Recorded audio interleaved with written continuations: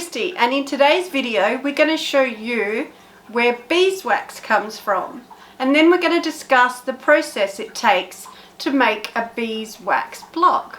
There is three main stages in getting the beeswax into the blocks. The first stage is collecting and separating the beeswax.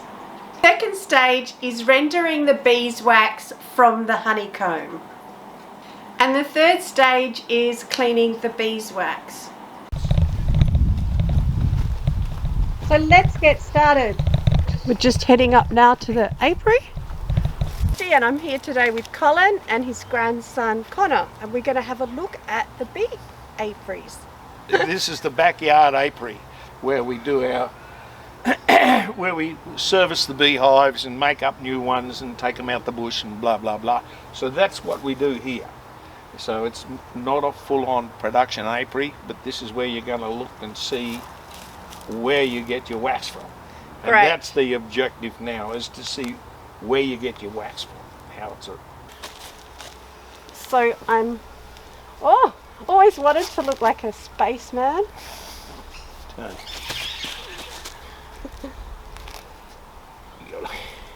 Are they pretty tricky at finding little spots to sneak in? Oh yeah, and when they do, you don't want it. No, because then they're stuck in there. So what actually is burning in there? Just Pine needles. pine needles. Each beekeeper has their own different little mix. Yeah. We just use pine needles because they smoke really well.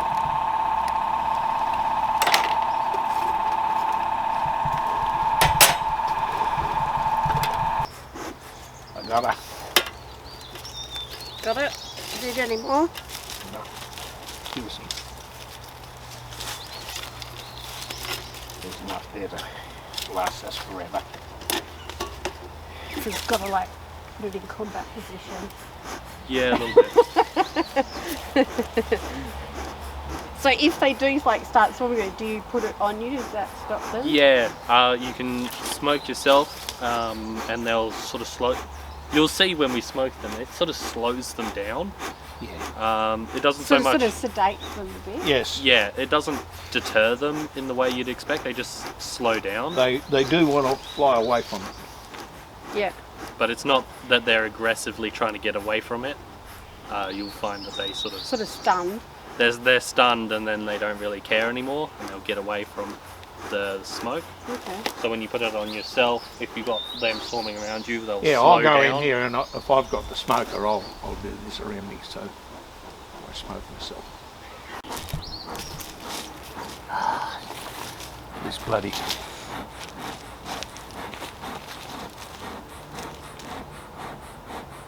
Yeah, so normally when you come in to an apiary, you stand around for a bit, because bees just sort of tend to fly back and forth if you're looking. You'll So they see- get used to you being there? Yes. Yeah, they'll get used to you being there.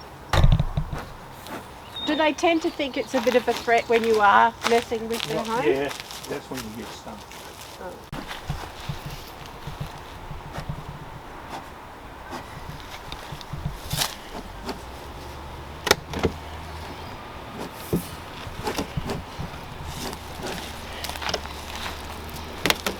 Oh, nothing, mate. Picked a bad time of year. Yeah. It's the middle of winter, so they've just Okay. been starved. That's the whole point of them making honey, is they save it up for winter, Okay. and now they've got no food left. Yeah, they've been busy. Okay, next one. All right. This one's a little bit better. Got a little bit of cappings on this corner. Stuff on the top, that is wax. Just scrape that off. Yep. That's burp comb, what we call burp comb. No, over the side, and we just take one of those. And that's wax that will melt down.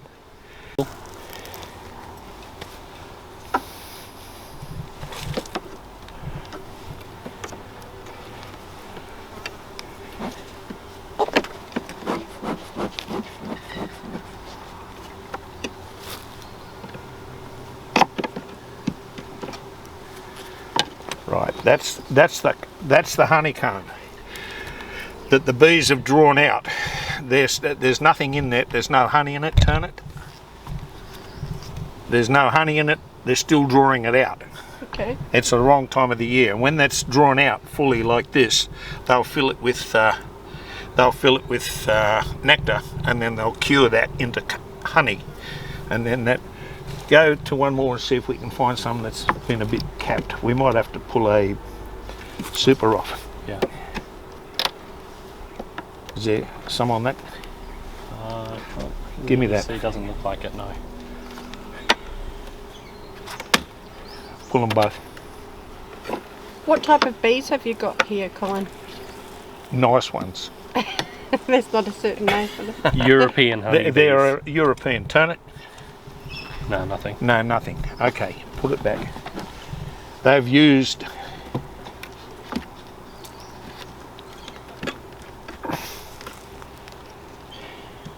So the most productive time to harvest your... it's during spring, you know, when the flowers are flowering Okay, yeah. and flowing nectar. And, So a couple of months away. yeah. Knock the top off this one.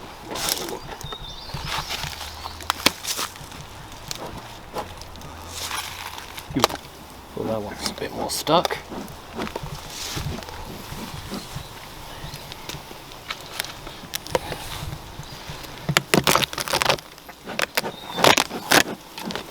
Get rid of the burp comb with it.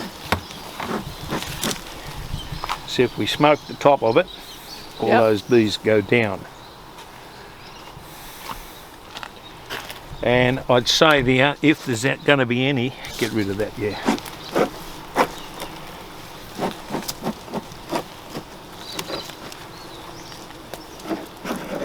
When you asked me what sort of bees they were, Yes. and I said they were nice bees, well, I'm up here, I've got nothing on, you know, none of this sissy stuff on, Yes. and You're tough, right? and short sleeves. Yeah, but I've had a word with my bees. Yeah, they know Pull who a the papa bear is. crack in the centre and grab this one.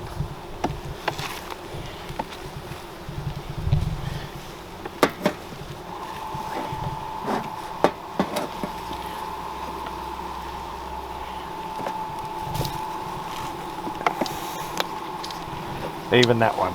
Okay. See, that's been full and emptied. Yeah. They've eaten all the honey out of that. Turn it.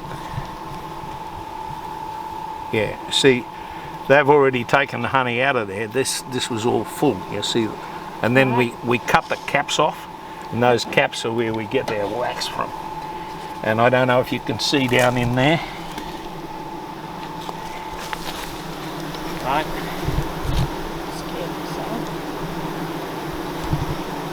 See, there's no honey in there at the moment. It's too early. Okay. So we're very lucky that we left the honey in them, that we did, because there's been nothing for the last month or two. Okay, this is a bit better. But there's still... Get rid of the burp comb first. Normally, when we're going all out and getting honey out, we'll actually keep this burp comb on top. Yeah, Yep. we'll throw that into a bucket, Okay. and we'll take that and we'll melt that Melt down. that down. Yes. But You because reckon there's this one? not much honey, it's just easier to clean it off for now. Yeah, get this one here. Get the two end ones here, mate. Take that plastic one out first. Yeah, well, when we're doing the whole thing, we've got a bit more equipment with us. We've got little buckets with us to pick up any excess honeycomb we find. Yep. And we will chuck this burp comb in there with it, just because it's another source of wax. Righto. See, that's been one put back in, and they haven't drawn it out. Turn it. They've drawn out that side. Now see that? There's honey inside there. That's capped. All right. Okay. And when we cut those caps off, we get the honey. We'll pull another one that's better looking. Just put that one down somewhere. This end one here. This is almost a full frame. Is it? Well, Not not really. half a full frame. Okay. Leave the bees on there. Yep. Now, see that? That's got honey in it, and it's got capped. It's already capped off. Do you want to just poke it so we can see the honey?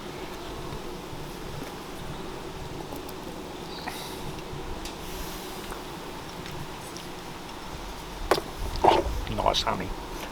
You see how that? We knock the caps off? Yep. To get the honey out, we have to cut the caps off. Turn it. There's some more, even more, see? So there's probably in that little bit there, there's probably half a kilo of honey. Okay. Oh, might not be half, but there'll be honey in that. All right. So we cut those caps off. The caps and honey runs into our drum. Then we separate the honey from the wax. We take the wax away and melt it down and put it into the Pot. put it into the molds. So when you're melting it down, you're Yes. melting it in water? Yes. And how much per wax? There isn't much per or anything. I just put this much water in the bottom of the. Turn that one again. Yeah, you see how they're filling it up? Oh, they're actually eating it. They're actually getting in eating it because there's not much else around. See how what they've done down there? They've built it everywhere. Okay. Well, that's basically what it is. Now that big chunk down there that's all wonky. Have a look back in here, this side. Yep. Come around. See that down in there? See all that stuff down there? Yeah. We would cut all that off. That's all wax. Yep. And that would go into our melt bucket. Okay. All right, just put those Fantastic. back in. You might even cut, hang on, you might even cut that piece out. All right. Oh, no, just put that back where it was. Yeah, They might need that as food. yeah, just leave it all back in. All right. Thank you, Colin And now, where's the other one? We've just got and Connor, the two C's. Oh, we even have the same middle name. We've got Oh, do completely the same initials. Okay, put that other one back in. Yeah, so this is, Are you saying you're the favourite grandson? he's probably the only one that works with me. Oh, These plastic, we call them pads, we put them on there to stop them from building. Turn that around. See where they've built honeycomb up on the lid? yep. And you'll pull the lid off and it'll be full of honey. Full of honeycomb, and it's a pain to get out. So we put these plastics down and they build on that first. Oh, that's good. So it's Yeah. a lot easier to maintain. Yes. Round.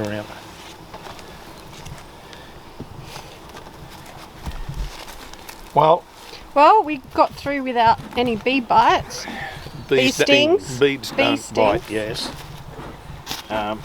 So that's basically how. The queen's always in the bottom one. Okay. She's working in the bottom box. That's the brood box. But wax is what we're all about here today. Yes. So basically that's where the wax comes from, the honeycomb itself. The honeycomb is the wax. Yes.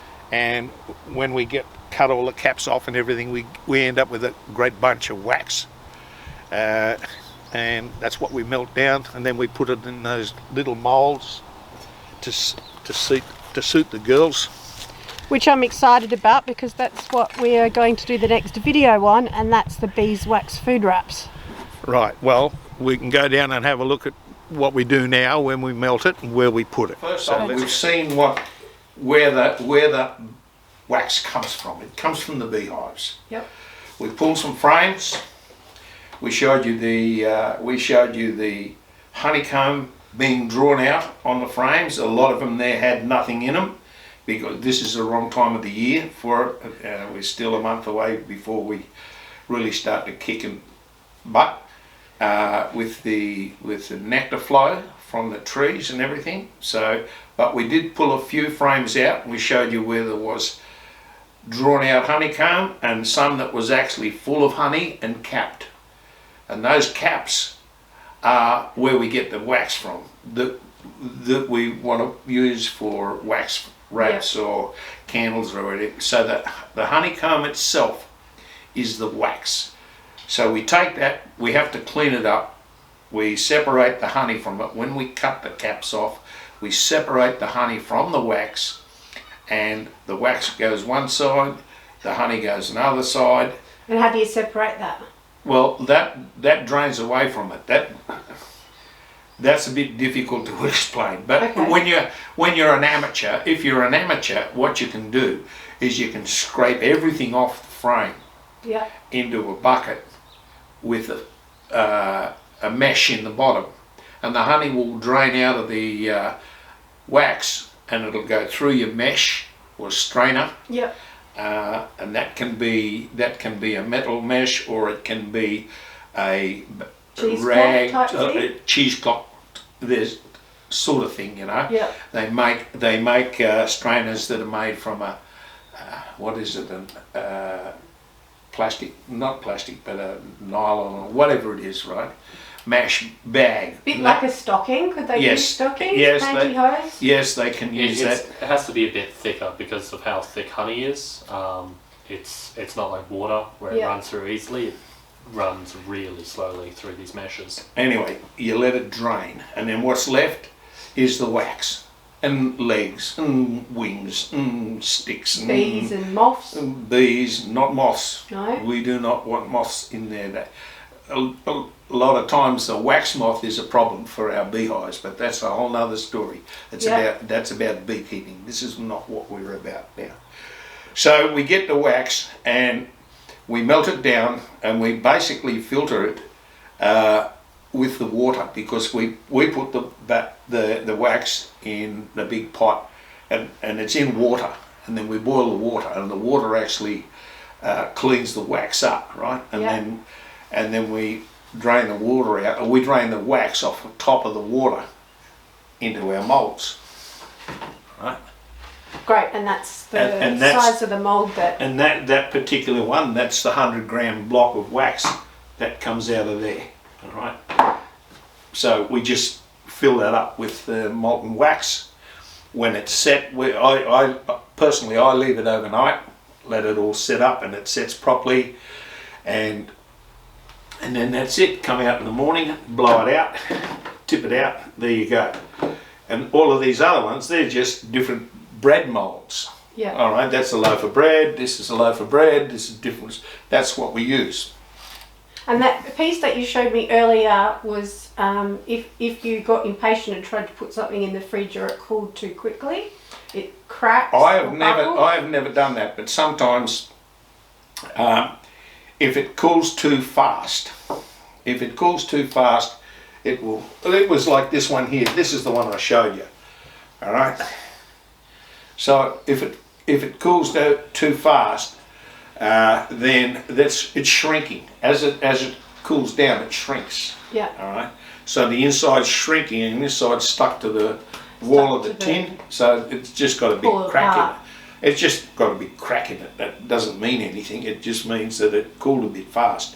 I usually cover them up. I cover everything up with a piece of wood. You know, just something just to keep the heat in and let it cool down slowly. So the water that you use to melt, that helps clean the wax as well. Yeah. And then the filtering any of the heavies helps. Yeah, wax is quite light. All right. Wax is quite light, so it's going to all float to the surface, and anything heavier, like you know, maybe the wings and the legs or something, they'll all float to the surface. They're light. Yeah. And but any dust and things like that will all sink, and it goes down through the water. And as it's, you know, because I do a couple of different things, but that's what it does. It comes out clean. That's how it comes out. And how many times would you have had to sift that through the wire that you use to get that product? The fine mesh. The fine mesh. Just once. Just once. Just once. Okay, that's good. Yeah. The molten wax is in the big pot with the water. Yeah. I drain that as I open the valve and I'm letting wax out. I put that through my very fine mesh. the numbers on the mesh, but the mesh is so fine it almost holds water. That's Okay. how fine it is. Yep. Because the wax is, you know, is very, very Light. the viscosity is very, very low, right? Okay. The viscosity of the wax would probably be, I don't know a number. Maybe water is around about 28, I think. So this would be maybe 15, Yeah. 10 or 15. So it's very light. If it's quite hot, it's almost like petrol. And that's why it works for your wax wraps. Yes. Right, because it's very thin, and as soon as it's heated up, it'll go through whatever fabric you put it in. Yeah. The wax Soak will straight through. it'll Yeah. soak straight into it. Yes. I had some good experimenting with doing different ways, so I'm looking forward to showing our viewers that. Now, would you say to viewers that are watching us today, the 3 main steps to this would be collecting and separating, Yes. and then rendering the beeswax Yeah. from the honeycomb, Melting it down. Yes. melting it down, and then the cleaning process of the The beeswax? cleaning process is up to you. Some people melt it down, get it really hot, and put it through paper towel. Or, Yeah. you know, if it'll go, because the wax, if it's hot enough, will go through it. You know, it goes almost like petrol, you know. Yeah, It goes, just take its time to go yeah, through. it's oil. It turns into an oil Yeah. from the wax, solid wax. It'll turn into an oil. Then it'll almost turn into, my words, it'll almost turn into a spirit. Okay. Which Yeah. it'll, you know. So, what would you say to someone watching this that has their own beehive but has not been doing anything with the beeswax? Do you think? What I would say? Yeah, what would you say? I'd say do something with the beeswax. If you don't want it, give it to me. Yeah. I mean, the wax, you know, it goes for different prices, but nice wax, good wax like this, I've seen up to, you know, up to $45 a kilo, $50 a kilo. Exactly. You know, If they've been, like I've talked to many viewers who said they've got beehives, they've been just putting their honeycomb to the side and not doing anything about it. Is there a expiry date on that? yeah, usually it'll take a couple of thousand years. Okay. No, there not isn't. really. What you've got to do is you've got to keep the wax moth out of it and stuff like that. If you're going to keep it and don't do anything with it, it depends if there's honey in it. You know, if there's honey in it, it could go mouldy or whatever. It depends if there's any water in it. You know, the water will go mouldy, I think. I don't have these problems because I don't do that. Yeah, you don't leave it that long. I don't leave it. I take care of it right away. But the biggest single thing is if you're leaving it out anywhere in the open, the wax moth will find it. Yeah. Yeah, the wax moth will find it and go through it, and it won't destroy the honey, but it'll just be it could end up with a lot of wrigglies in it. Exactly. Yeah. So, you know, use it. If there's beekeepers, there's people out there who've got a few hives, you take care of everything in your hive. Don't neglect your hive. And I'm saying this from a beekeeper's point of view. We do not want you to neglect your hive. That's when you let in diseases and spread diseases and all that sort of stuff. And probably killing a lot of bees. Well, yeah, you know, we unhealthy. don't want unhealthy hives around. Everybody that's got a beehive, everybody that's got a beehive should have that beehive registered. Yeah. And you should have, they should have a hive brand. What do they call it? The Department of Livestock and Livestock Control, or whatever. You are classed. The bees are classed as livestock, and you will get a livestock brand. Okay. And all of your hives need to be branded, and you need to register them. You know? So people. No, we don't want diseases. You know? So you need to be checking out your bees regularly, especially through the season when you see a lot of swarms getting around, everything like that. You need to make sure that your hive doesn't have foul brood, you know, the AFB, the American foul brood. It doesn't have chalk brood. It doesn't have wax moth. You need to keep the ants out. I'm talking now about beekeeping, not about wax. That's not about okay. all wax I think rats. there'll be a few people watching that are interested in that as well. So Yeah, it's you all need helpful to take care of information. your hives. Yeah. All right, and the healthier your hives, the more honey you'll get, the more wax you'll get. Look after the bees and they'll look Look after after you. the bees, and the bees will look after us. Okay, well, on behalf of everyone watching today, we'd like to thank Colin and Connor for their time today. He's the worker. Yeah, much appreciated. Thank you. No problem. Beeswax was among the first plastics ever used. For thousands of years, beeswax has had a wide variety of applications. It has been found in tombs of Egypt, in wrecked Viking ships, and even in Roman runes. Beeswax never goes bad and can be heated and reused.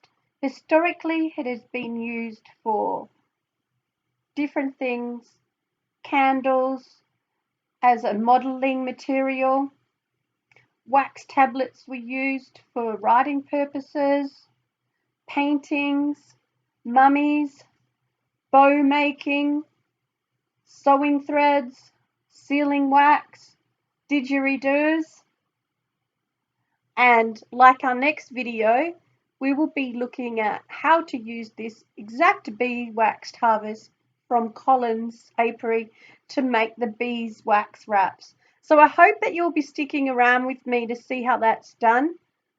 And if you saw value in this video, we'd love to see you on the next one. Hit the thumbs up and subscribe to keep up with us. Colin's information and business card will also be available in the description box. If you contact Colin, mention this YouTube video and he'll look after you. Thanks for watching. Mix. We just use pine needles because they smoke really And that's wax that will melt down.